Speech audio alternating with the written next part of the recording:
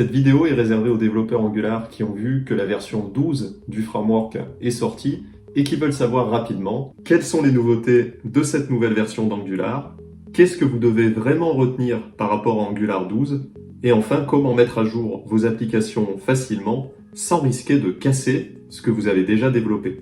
Et à la fin de cette vidéo, je vous montrerai un petit outil bien pratique qui est maintenu par les équipes d'Angular et qui permet en fait de générer une petite to-do list de tâches à faire pour passer de Angular 8 à Angular 10, de Angular 10 à Angular 12, etc.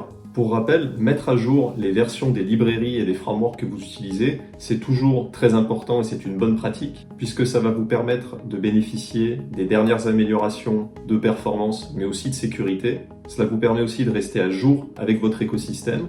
Et puis enfin, c'est notre métier en tant que développeur de faire notre veille et de maintenir à jour les produits qu'on développe. Alors maintenant, il est assez facile de trouver tout un tas d'informations par rapport aux nouvelles fonctionnalités d'Angular 12. Donc ce qu'on va faire dans cette vidéo, c'est essayer de trier ce qui est vraiment important ou non, et puis surtout ce qui va changer pour vous dans votre quotidien en tant que développeur Angular, et concrètement dans votre code, qu'est-ce qui va changer ou pas. Mais avant de voir tout ça, juste pour ceux qui ne me connaissent pas, je me présente toujours en début de vidéo. Donc je m'appelle Simon, je suis développeur full stack depuis presque 10 ans maintenant, et à partir de 2019, j'ai été formateur professionnel sur les technologies JavaScript à Atos, qui est la plus grande société d'informatique d'Europe, avec plus de 110 000 collaborateurs dans le monde. Et puis petit à petit, à côté du boulot, j'ai commencé à partager mes connaissances sur la plateforme d'apprentissage Udemy, où aujourd'hui j'atteins bientôt les 10 000 élèves. Et grâce à ces revenus d'Udemy, j'ai pu quitter mon emploi à Atos pour exercer en tant qu'indépendant mon métier de formateur et de développeur web full stack. Aujourd'hui, je suis en train de passer sur une plateforme un peu plus ouverte qu'est YouTube pour partager ma vision du code avec plus de développeurs et pour essayer de construire une plateforme non pas pour apprendre à coder, mais pour apprendre à coder pour un usage professionnel. C'est-à-dire à quoi ressemble le code dans un contexte professionnel, dans la vraie vie, comment développe un ingénieur de métier, et puis j'essaye de me rapprocher des meilleures pratiques possibles, à savoir comment chez Google, chez Facebook, on construit un projet. Donc pour le moment, je me concentre uniquement sur les technologies que je maîtrise, que sont Angular, React, Vue et Node.js. Donc si ce projet de plateforme vous intéresse aussi, je vous invite à suivre la chaîne de temps en temps, puisque je communiquerai là-dessus aussi, en plus des technos que j'ai mentionnés précédemment. Et maintenant, on va se retrouver sur l'ordi pour voir les 12 points qui sont importants sur Angular 12. Je les ai séparés en 3 parties. Premièrement, c'est les points vraiment importants, les grosses infos à retenir. Deuxième point, ça va être qu'est-ce qui va changer pour vous concrètement dans votre quotidien de développeur, au niveau du code, qu'est-ce qui va bouger, quoi. Et puis troisième point, on verra les petits extras qu'il y a en plus dans cette nouvelle version d'Angular, mais qui ne sont pas non plus extrêmement importants. Pour rappel aussi, il ne faut pas paniquer par rapport à cette nouvelle version d'Angular. Angular a l'habitude, c'est un petit peu la mode en ce moment, de sortir une nouvelle version majeure tous les 6 mois. Donc dans 6 mois, il y aura Angular 13, Angular 14, etc. Pourquoi il ne faut pas paniquer? Parce que Angular est aujourd'hui un projet assez mature et on verra comment mettre à jour aussi vos applications en fin de vidéo. Allez, on se retrouve sur l'ordi. Alors je me suis rendu sur le blog officiel d'Angular qui annonce publiquement toutes les nouveautés d'Angular 12 et on va commencer avec la première qui est Angular Eevee. Donc ce qu'il faut savoir, c'est que Angular Eevee est maintenant devenu obligatoire par défaut dans Angular 12. Donc si vous ne savez pas ce que c'est Angular Eevee, en fait c'est le nom du compilateur interne d'Angular, puisque les templates que vous écrivez avec Angular doivent bien être compilés à un moment ou à un autre en du JavaScript traditionnel qui est compréhensible par un navigateur. Et donc le nom de ce compilateur, c'est Angular Eevee, qui a été mis en place à partir d'Angular 9 et qui vient remplacer l'ancien compilateur qui s'appelait Vue Engine. À partir d'Angular 13, Vue Engine va disparaître du framework Angular et toutes les anciennes bibliothèques qui avaient été construites sur Vue Engine devront passer sur Angular Eevee. Donc par rapport à cette nouveauté, nous en tant que développeurs, on n'a rien à faire. Simplement, il faut savoir qu'en interne, c'est Angular Eevee qui sera maintenant utilisé systématiquement. La deuxième amélioration importante, c'est l'avenir de Protractor avec Angular.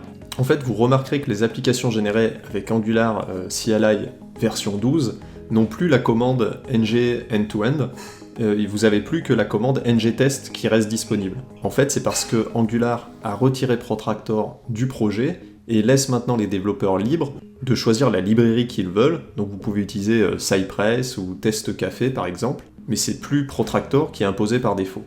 Alors la raison à cela, eh bien, c'est que Protractor n'est plus activement maintenu, et dans l'avenir il va être de plus en plus déprécié. C'est un projet qui est en perte de vitesse totale, et donc l'équipe d'Angular a pris en compte ce changement au niveau de l'écosystème, et a décidé de ne plus utiliser Protractor en fait, tout simplement.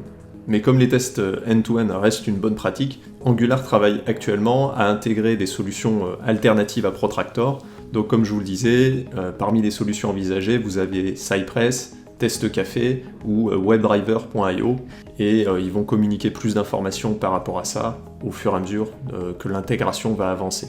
Donc concrètement pour nous, pour nos tests end-to-end, eh bien, on quitte petit à petit le système très intégré d'Angular qu'on connaissait pour rejoindre un petit peu un système à la carte comme React, où on a le choix entre plusieurs librairies, et celle que je recommande, qui me semble la plus populaire aujourd'hui, eh bien c'est Cypress, si vous devez mettre en place des tests end-to-end dans vos applications Angular. Troisième point important avec cette nouvelle version d'Angular, eh bien c'est qu'à partir de la version 12, on va avoir un message d'avertissement pour ne plus utiliser Internet Explorer 11, et à partir de la version 13, eh bien le support de IE 11 va être complètement retiré.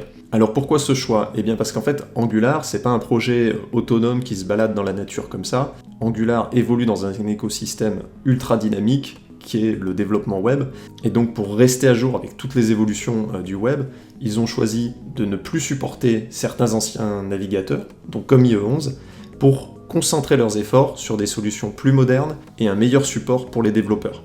Donc ils ont un petit peu coupé les branches mortes entre guillemets, donc c'est un choix qui est tout à fait compréhensible. Par contre ça peut être un petit peu douloureux si vous êtes sur IE11.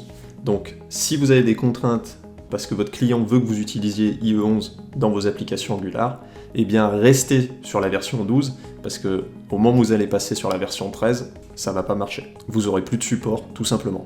Quatrième évolution importante, eh bien c'est ce qu'on disait, c'est que Angular doit se maintenir à jour avec un écosystème. Donc là, ce qui va être important, c'est de retenir un peu les versions de tous les éléments connexes d'Angular, comment ils ont évolué. Donc à partir de la version 12, Angular CLI va passer sur Webpack 5, donc qui est la nouvelle version de Webpack. Donc sans rentrer dans les détails, vous allez gagner un petit peu en performance et en taille sur votre livrable, simplement en vous mettant à jour sur la dernière version d'Angular. Et puis côté TypeScript, on passe maintenant à la version 4.2. Et puis par rapport à Node.js, eh bien, Angular 12 utilise une version supérieure à Node 10. Donc pour passer sur Angular 12, vous devez vérifier votre version de Node, et si c'est pas le cas, eh bien réinstaller une version de Node.js qui est plus à jour. Donc là on a vu les éléments les plus importants que vous devez avoir en tête. On voit que pour nous concrètement dans notre quotidien, ça va pas forcément changer grand chose. Donc là on va passer aux évolutions qui nous concernent nous directement en tant que développeurs dans notre code. Alors là on va voir l'évolution la plus importante qui va venir un petit peu peut-être casser ce que vous aviez l'habitude de faire avec Angular. C'est que le mode strict est activé maintenant par défaut dans Angular 12. C'était déjà un petit peu le cas pour le 11, mais là maintenant ça y est, c'est confirmé, l'équipe d'Angular part vraiment là-dessus. Donc concrètement, dans votre fichier tsconfig.json, vous avez maintenant un mode strict qui est défini à true et qui va compliquer un petit peu la manière dont vous déclarez vos éléments et dont vous les typez. Donc l'objectif pour l'équipe d'Angular, eh bien, c'est que vous soyez capable de détecter plus tôt vos erreurs de typage pendant le développement. Par contre, dans le mode strict, vous avez l'option Strict Property Initialization de TypeScript qui là peut être un peu pénible puisqu'en fait, au moment où vous déclarez une propriété et vous la typez, eh bien vous devez lui attribuer une valeur automatiquement. Donc concrètement, si vous déclarez une variable âge et que vous dites qu'elle est de type number, eh bien pour Angular c'est pas suffisant, puisque comme vous n'avez pas attribué de valeur à la variable âge, eh bien par défaut en JavaScript, une variable vaut undefined, donc TypeScript va pas être content là-dessus. C'est un peu pénible. Là-dessus, vous avez trois possibilités. La première, c'est comme je vous le disais, de définir une valeur par défaut. Donc si vous attribuez tout de suite un nombre à la variable âge, eh bien TypeScript est content. Par contre, si vous déclarez par exemple des objets ou des entités métiers, vous devez leur attribuer une valeur par défaut. Et là, ça peut coincer un peu parce qu'on n'a pas forcément une entité métier par défaut, ça ne voudrait pas dire grand-chose, à attribuer à notre propriété. La deuxième possibilité, eh bien, c'est de typer toutes vos propriétés avec undefined pour contourner un peu ce que nous impose TypeScript. Mais bon, vous vous retrouvez avec un code qui est un petit peu lourd, quoi, parce que vous avez des undefined partout à chaque fois que vous déclarez une propriété. Et la troisième possibilité que vous avez, c'est d'utiliser un petit hack de TypeScript qui est en fait d'utiliser le point d'exclamation à la fin de votre propriété Et en gros, ce point d'exclamation, il va dire à TypeScript, écoute, tu me saoules un petit peu avec ton typage fort, moi je sais ce que je fais-moi confiance, je vais initialiser cette variable plus tard. Mais là encore, comme avec l'undefined, vous allez vous retrouver avec des points d'exclamation partout. Donc moi ce que je vous recommande là-dessus, concrètement, c'est que le mode strict c'est bien, par contre cette configuration qui nous impose de tout le temps attribuer une valeur tout de suite à l'initialisation d'une propriété, moi je trouve ça un peu pénible et je vois pas vraiment ce que ça apporte au niveau de la solidité de votre code. Donc moi ce que je vous conseille, c'est de garder le mode strict, mais de désactiver cette initialisation des propriétés de TypeScript. Comme vous pouvez le voir à l'écran, dans votre test config JSON, vous rajoutez une ligne et vous aurez plus toutes ces erreurs pénibles dans votre projet, sans pour autant perdre toutes les autres configurations qui sont mises en place dans la propriété stricte. En fait, vous avez 6 propriétés qui sont cachées là-dedans, mais nous, on va en désactiver une, parce que franchement, c'est très vite pénible. Donc voilà, ça c'était vraiment le gros point, pour moi c'est un des points les plus importants de cette évolution par rapport à nos changements dans notre quotidien à nous. Deuxième point, c'est le ngBuild. Donc ça, si vous le connaissez, si vous avez déjà livré une première application avec Angular, on passe toujours par cette commande pour créer le livrable de notre projet. Donc, ce qui va se passer, c'est que maintenant, l'exécution de la commande ngBuild, elle est par défaut calée sur la production. Donc sur vos variables d'environnement de production et sur tout un tas d'optimisations internes. Ce qui est intéressant ici, surtout, c'est qu'on n'a plus besoin de taper ngbuild-prod, on peut simplement taper ngbuild. Donc concrètement, cette évolution elle est pas mal parce que ça va éviter à des équipes des erreurs d'inattention. Sinon, eh bien, vous partiez en production avec des variables d'environnement de développement. Si vous avez dans vos projets des processus de CI, CD, c'est-à-dire des pipelines de déploiement continu, eh bien, vous pouvez mettre à jour en virant le "-prod, puisque maintenant, vous en avez plus besoin. Donc petite amélioration sympathique là-dessus, honnêtement, je trouve que c'est appréciable. Troisième évolution qui nous concerne directement, alors bon, c'est pas aussi important que les deux premières qu'on a vues, mais c'est que maintenant le HTTP client, dans les paramètres de vos requêtes, eh bien vous pouvez passer directement des nombres ou des booléens. Donc par exemple si vous aviez un numéro de page à transmettre dans l'URL, donc maintenant vous n'êtes plus obligé de passer une chaîne de caractères au HTTP client, vous pouvez lui passer directement un nombre ou un booléen et il comprend tout à fait. Alors là-dessus évidemment rien de révolutionnaire, mais c'est toujours une petite astuce de syntaxe qui est intéressante. Quatrième changement pour nous au quotidien, eh bien c'est la possibilité d'utiliser l'opérateur de points d'interrogation dans vos templates Angular. Donc si vous ne connaissez pas cet opérateur, ça ne va pas vous servir à grand chose, donc je vais rapidement vous le présenter. En fait c'est un opérateur JavaScript qui vous permet de déterminer si une valeur est définie ou non. C'est-à-dire est-ce qu'elle vaut null ou undefined, ou alors complètement autre chose. Donc honnêtement c'est une astuce de syntaxe qui est assez pratique, puisque là comme vous pouvez le voir dans l'extrait de code, il est très courant de devoir tester qu'une variable est nulle ou undefined, puis ensuite d'effectuer un traitement A ou B.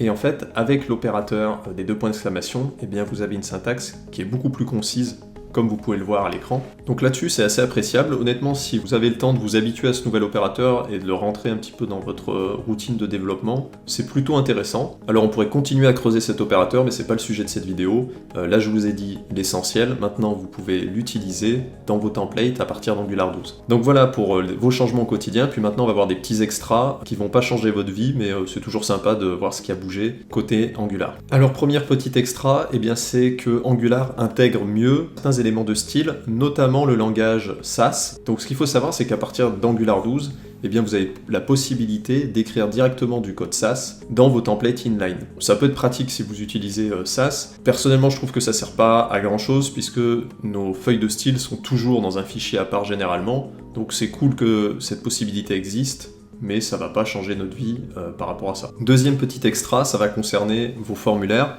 Quand vous pilotez vos formulaires de manière programmatique, vos formulaires réactifs côté composant, eh bien vous pouvez choisir de désactiver les événements qui sont émis tout au long de la manipulation de vos formulaires. Donc là encore, ça peut servir à certains moments. J'ai pas de cas d'exemple précis en tête, mais bon, on peut savoir que ça existe si jamais on a un pépin là-dessus.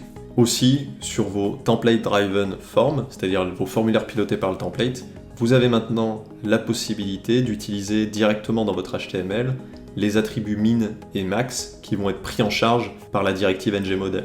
Troisième amélioration, qui pour moi n'en est pas une, c'est cette fameuse documentation d'Angular qui est une espèce de jungle dans laquelle on n'arrive jamais à s'y retrouver. Alors ils ont essayé de la refaire pour améliorer l'expérience d'apprentissage comme ils disent, Et puis ils ont mis en place la possibilité de participer à la documentation. Donc là encore, comme je vous le disais, moi je trouve que la documentation Angular, elle n'est pas du tout intuitive. Si vous apprenez par exemple Vue.js, vous avez une documentation qui est très bien faite, qui est compréhensible, les éléments sont présentés dans l'ordre, c'est en français, enfin, ça n'a rien à voir quoi. Si vous avez la possibilité de faire la doc de Vue et la doc d'Angular, vous verrez que ça n'a rien à voir.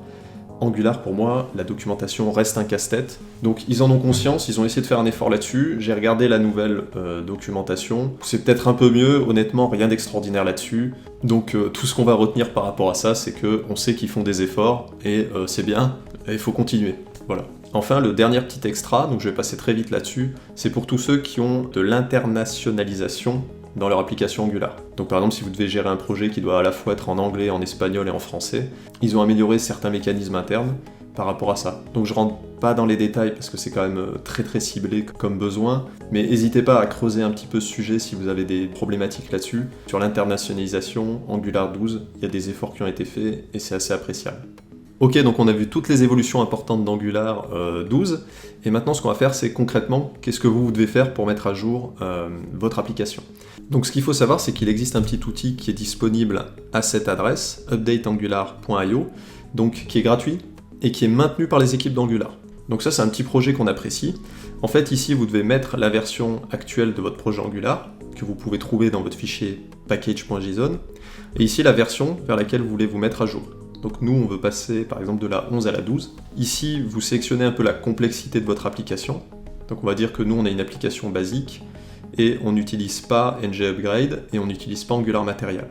Et ici, je clique sur le bouton et vous voyez, là, il va me donner en fait une to-do list de choses à faire pour mettre à jour mon projet Angular. Donc ça, c'est assez cool. Comme on peut le voir, là, on a 4 choses à faire. Premièrement, lancer la commande ngUpdate, comme vous le voyez ici. Donc vous n'êtes même pas obligé de mettre les paquets après. Hein. En fait, vous lancez simplement la commande ngUpdate, ça va faire 90% du boulot. Donc là, vous pouvez lancer cette commande. Ensuite, il vous dit que maintenant, TypeScript doit être en version 4.2 pour Angular 12. Donc ça, c'est ce qu'on avait vu juste avant. Donc là, pareil, vous pouvez juste lancer la commande ngUpdate. Donc vous voyez que là, en fait, en une commande, vous faites les deux. Hein. Vous n'avez pas besoin de rentrer autant dans les détails ici. Vous faites juste ngUpdate. Ici, il vous dit que IE11 n'est plus supporté. Ok, on le savait, admettons qu'on n'en ait pas besoin. Et maintenant, il nous dit que Node version 10 ou plus est nécessaire pour fonctionner avec Angular 12. Donc c'est-à-dire au moins la version 11 quoi.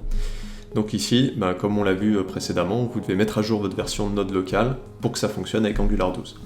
Une fois que vous avez fait ça, eh bien c'est bon, vous avez fait votre migration. Donc comme vous pouvez le voir, ça peut se faire en 5 minutes. C'est vraiment des versions majeures qui sont assez légères. Donc je sais pas pourquoi, mais maintenant c'est un petit peu la mode de sortir des versions majeures régulièrement sur les technos modernes.